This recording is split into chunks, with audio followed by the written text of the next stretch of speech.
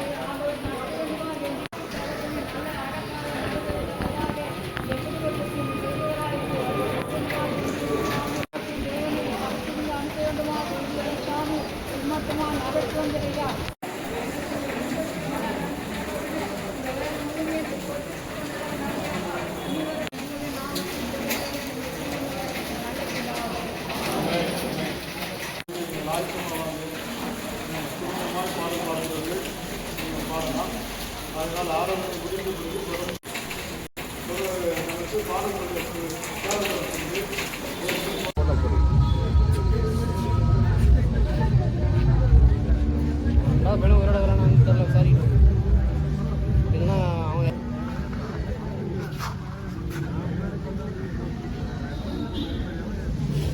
அந்த டீம் வந்து இன்னும் நின்றுங்களா அங்கே பொண்ணு அந்த டீமுக்கு போகுது உங்களுக்கு எவ்வளோ முடியாது என்ன எதுவும் முதல்ல சார் போய் யார்